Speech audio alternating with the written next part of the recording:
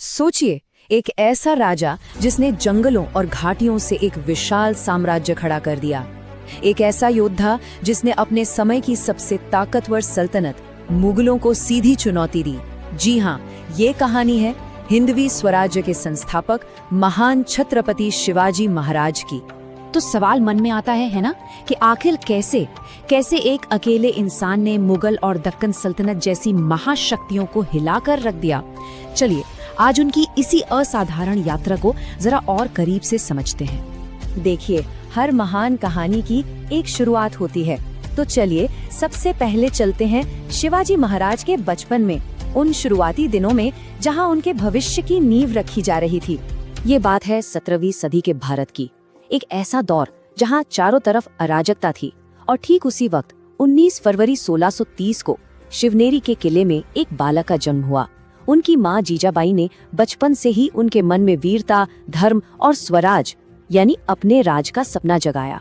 और कौन जानता था कि यही सपना एक दिन पूरे हिंदुस्तान का इतिहास बदल देगा। तो अब देखते हैं कि वो सपना कैसे एक छोटी सी चिंगारी से एक ऐसी आग बना जिसने पूरे दक्कन को अपनी लपेट में ले लिया।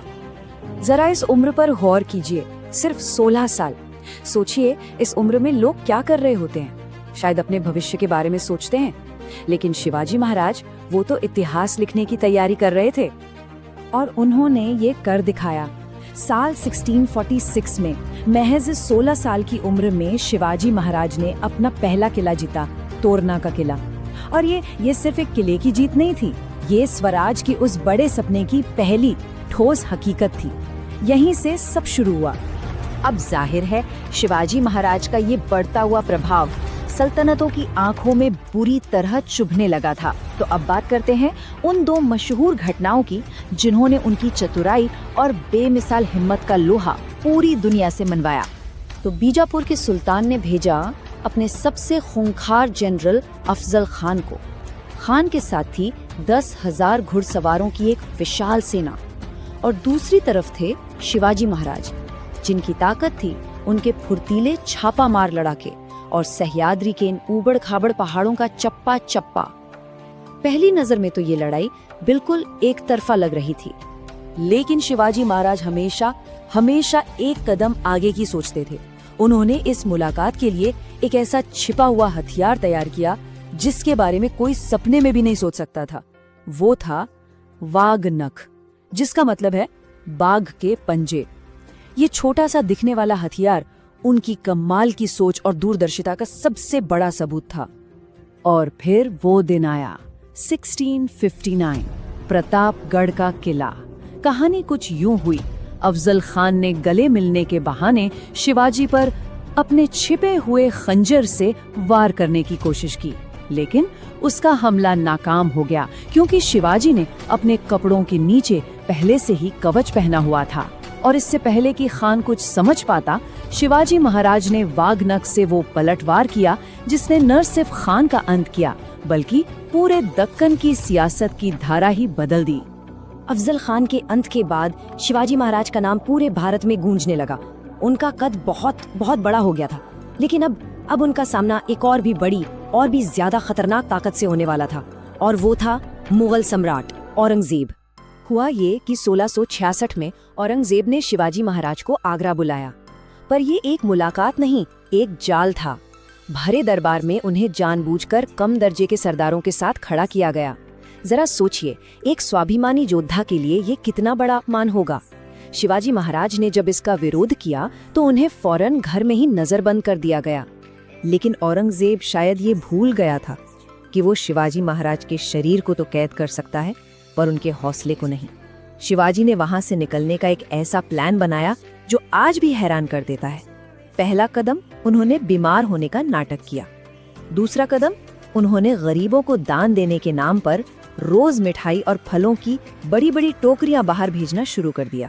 और तीसरा और सबसे अहम कदम, जब पहरेदारों को इन टोकरियों की आदत हो गई तो एक दिन 17 अगस्त 1666 को शिवाजी और उनके बेटे संभाजी उन्हीं टोकरियों में छिपकर आगरा से फरार हो गए। इसे यकीनन इतिहास की सबसे साहसी ग्रेट एस्केप में गिना जाता है।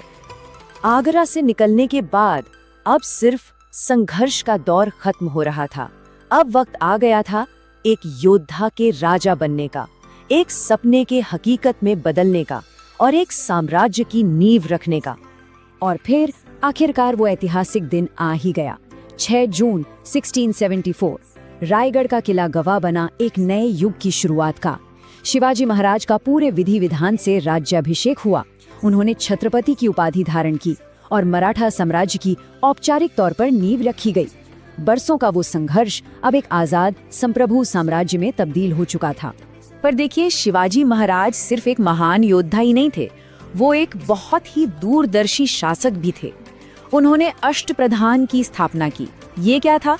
ये 8 मंत्रियों की एक परिषद थी, बिल्कुल आज की कैबिनेट की तरह, जिसमें हर मंत्री अपने विभाग का एक्सपर्ट होता था। उस जमाने के हिसाब से ये एक क्रांतिकारी आइडिया था। और उनके इनोवेशंस की लिस्ट लंबी है। उन्होंने गनीमी कावा यानी गुरिल्ला वॉरफेयर को एक नई कला का रूप दे दिया। उन्होंने भारत की पहली ताकतवर नौसेना की नींव रखी, इसीलिए तो उन्हें father of the Indian navy भी कहा जाता है। यही नहीं, 300 से ज्यादा किलों का एक मजबूत नेटवर्क बनाया और जागीरदारी खत्म करके किसानों को सीधे जमीन का हक दिया। और पता है, उनकी विरासत आज भी हमारे साथ है, जिंदा है। एक दिलचस्प बात बताती हूँ, आज हमारी भारतीय नौसेना का जो नया ध्वज है, उसका जो अष्टकोणीय आकार है, वो सीधे छत्रपति शिवाजी महाराज के राज मुद्रा से प्रेरित है। ये अपने आप में इस बात का सबसे बड़ा सबूत है कि उनका असर आज भी कितना गहरा है। तो आखिर शिवाजी महाराज की विरासत में ऐसा क्या खास है? ऐसी कौन सी बात है जो सदियों बाद आज भी हम सबको इतनी प्रेरणा देती है? शायद इस एक वाक्य में उनकी पूरी सोच का सार छिपा है। उनके लिए राष्ट्र किसी भी इंसान या किसी भी राजा से कहीं बढ़कर था। वो एक ऐसा स्वराज का सपना देखते थे जो हमेशा के लिए अमर हो जाए। तो साफ है, शिवाजी महाराज सिर्फ एक राजा नहीं थे, वो एक सोच है, एक प्रेरणा है। उनका नेतृत्व, उनकी कमाल की रणनीतिक सोच और सभी धर्मों और लोगों के प्रति सम्मान, ये वो सिद्धांत है जो आज भी न जाने कितनी पीढ़ियों को रास्ता दिखाते हैं। और आखिर में एक सवाल जो सोचने पर मजबूर करता है कि वो कौन सी चीज है जो किसी भी नेता की विरासत को बड़े बड़े साम्राज्यों से भी ज्यादा अमर बना देती है। शायद इस सवाल का जवाब छत्रपति शिवाजी महाराज के जीवन में ही कहीं छिपा है। अगर आपको ऐसे महान वीरों की कहानी पसंद है तो चैनल को सब्सक्राइब जरूर करें।